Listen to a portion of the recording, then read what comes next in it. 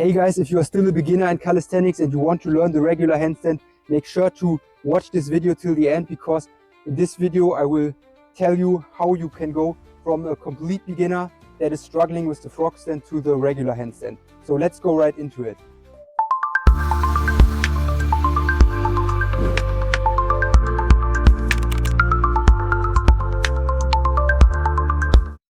So the first step is to define your goal. So you need to have a really clear vision and a clear picture of where you want to go, because if you don't know where you want to go, it's going to be hard to create a plan. So the next step is to test out your current situation. Just do attempts and kick up into the regular handstand, and then you can see where you are currently at. You have the point where you are currently at, you have the goal, and then you need to bridge the gap between your current situation and the goal. And that's when you create a plan. So the plan is the bridge that is bringing you from your current situation to your goal.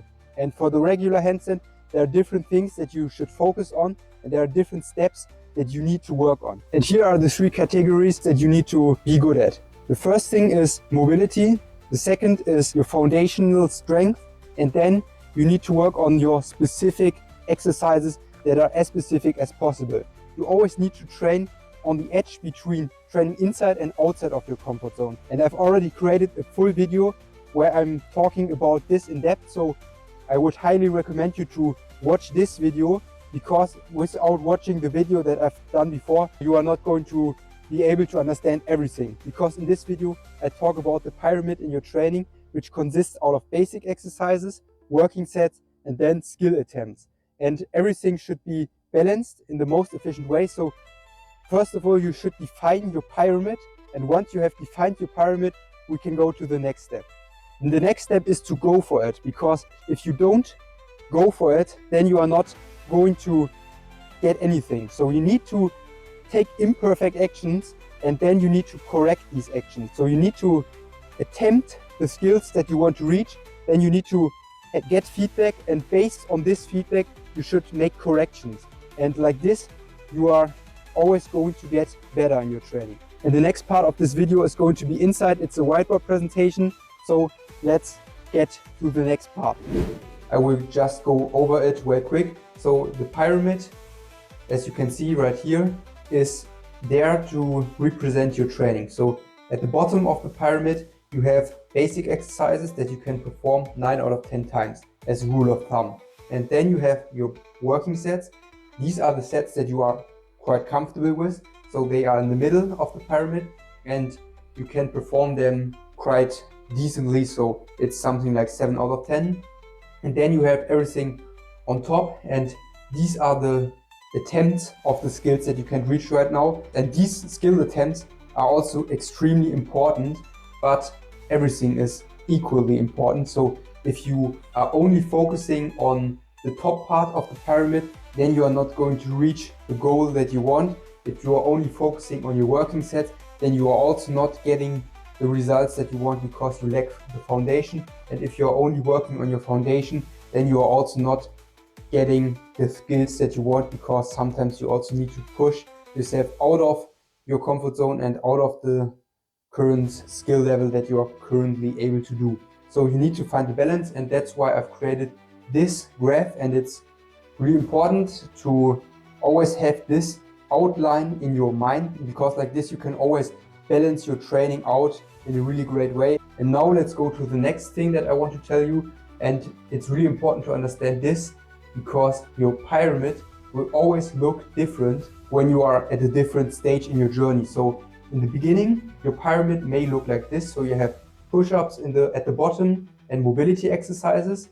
So you have strengthening, and then you also have exercises that are necessary in order to have the mobility for the regular handstand. So you are going to do wrist mobility exercises and shoulder mobility exercises, and you're also doing some stretches for your legs. And then you are also doing some strengthening exercises, because you also need to have at least some general strength in order to perform the regular handstand. Then you have the frog stands and the wall handstand and the kick-ups as your working sets. These are the skills that you can perform quite well right now, but they are still not as consistent, and that's why they are your working sets, so you can perform them something like 6 or 7 times out of 10. And then at the top of the pyramid, you have the goal, which is the regular handstand hold. And you are going to do attempts of your regular handstand holds when you are fresh in your training. So it's usually after you have warmed up, then you are usually doing the things that are at the top of the pyramid, because these skills require the most amount of focus. So this is how your pyramid could look like if you are a complete beginner. Then when you are a bit more advanced, your pyramid could look like this. So you have frog stand and dips and wall handstand at the bottom. So you're already really comfortable with doing frog stand and dips and wall handstands. And that's why these skills are at the bottom. And of course, you still have some strengthening exercises at the bottom. But you can see that now your working sets have become your basics.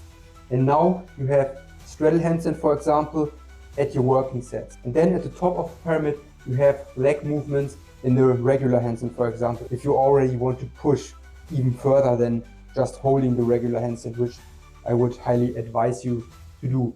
And once you are even more advanced, your pyramid looks like this. You have the regular handstand hold at the bottom, so it's your foundation, because you're already really comfortable with holding the regular handstand. That's why it's part of your basic training. Then you have the regular handstand with leg movements as your working sets.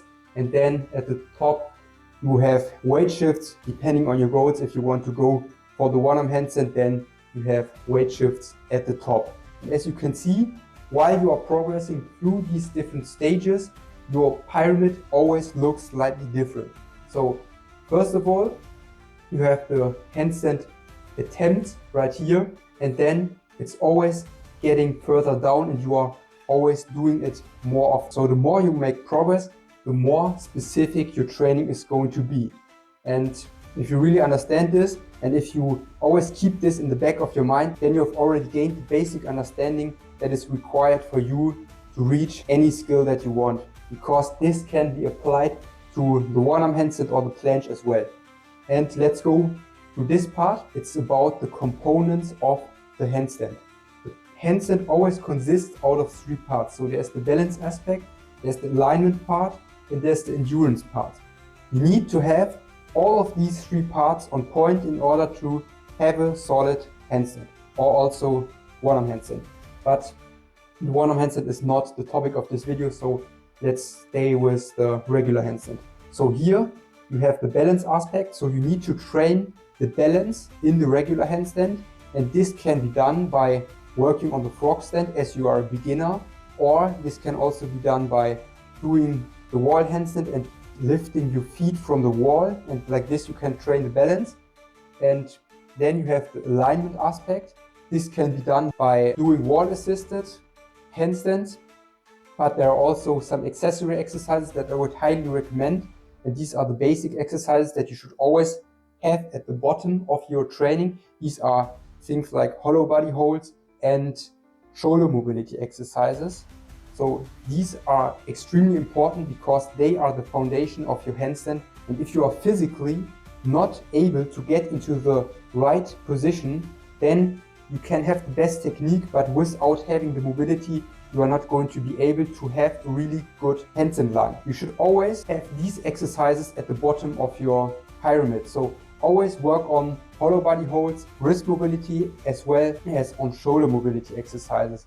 And the shoulder mobility exercises are extremely important in my opinion, because most people that I've seen, they don't have enough range of motion in their shoulders, so they don't manage to get their shoulder in a straight line. So they only have a range of motion that goes like this.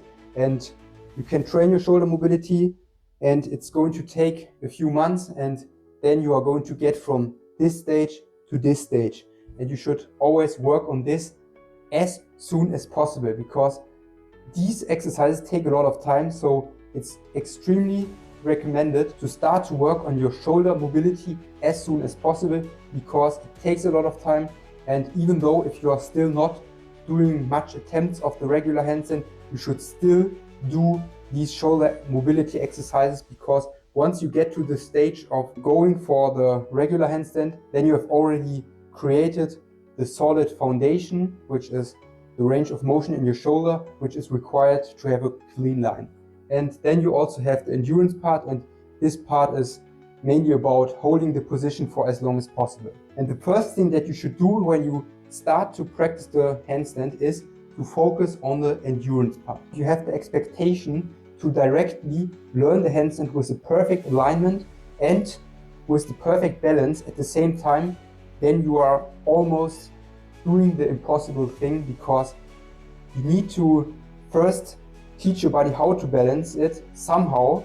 And if you are focusing too much on the alignment, then the perfect alignment is going to hold you back, because in the beginning you are not going to have the proper sense of balance, and you need to use everything that you have in order to balance the skill. Because if you are overbalancing, for example, then you should also decrease the form in order to get some holding time. So for example, you could arch your back or something like this in order to save the position. And once you have accumulated a few seconds in the regular handstand with bad form, that's when you can start to correct your form. But you should also always do these accessory exercises that are helping you to understand the alignment. And when you combine all of these 3 stages, that's when you can reach the regular handstand and also the one-arm handstand. And the exercises that you should do for balance are frog stand. For example, if you are a beginner, the frog stand is a great exercise where you can teach your body on how to balance the position, because you always need to push in the floor with your fingers as the weight is getting forward, and you need to push with the palm of your hand as you are falling back to your feet. So you should also do these wall handstand attempts where you are lifting your feet from the wall. Like this, you can teach your body how to balance the skill. You should also do attempts of bad form handstands, and these are the things that are going to help you to learn the balance. Then for the alignment, you should always do these exercises that I've told you about. So hollow body holds and shoulder mobility exercises. And to get a better alignment, you can also do the wall assisted handstand holds, and you can also just kick up into the regular handstand while you are focusing on having the good alignment. And one thing that I would highly recommend you to do is to record yourself while you are training, because when you record yourself, you can get direct feedback, and feedback is crucial for learning, because you are going to fail in your training and you are going to make things not the best way. And when you record yourself, then you can directly get the feedback and you can directly correct it.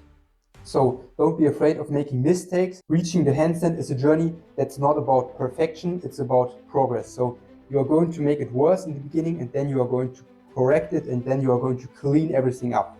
And the last part is the endurance part. It's the part that you should work on as early as possible. These parts go hand in hand, because if you are working on bad form handstands, then you are also doing endurance, because you are trying to hold the position for as long as possible.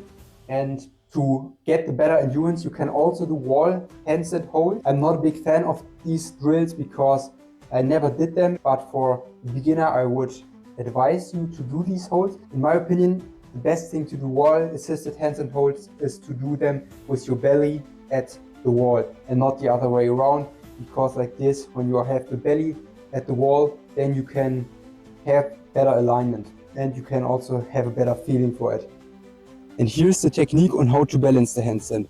So there are 3 stages on how you can balance the handstand. The first stage is your hand, then you have your elbow, and then you have your shoulders.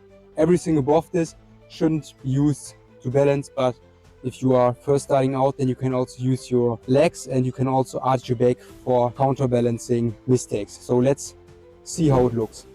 Here you can see the first stage, and I'm only balancing the handstand with my hand. So if I'm falling forward, then I'm pushing into the floor with my fingertips. And one tip that also helps a lot is to slightly bend your fingers like this, because like this you can exude much more pressure into the floor. So if you fall in the direction of your back, then you are going to push with your fingers. And if you fall in the direction of your belly, push with the palm of your hand. And let's go to the stage 2. The second stage are your elbows. So if you are going to fall in the direction of your belly, then you're going to bend your elbows like this. And then you can save the handstand and go directly into the straight line again. And ideally you shouldn't use this stage, but sometimes it can save you the balance, and that's when you should do it. And let's go to stage 3. Stage 3 are your shoulders. So if you are under balancing, so if you are almost falling in the direction of your belly, then you can make it like this. So you can lean a bit forward. It's a bit like a planche. And then once you have saved the balance, you can get back in the right position again.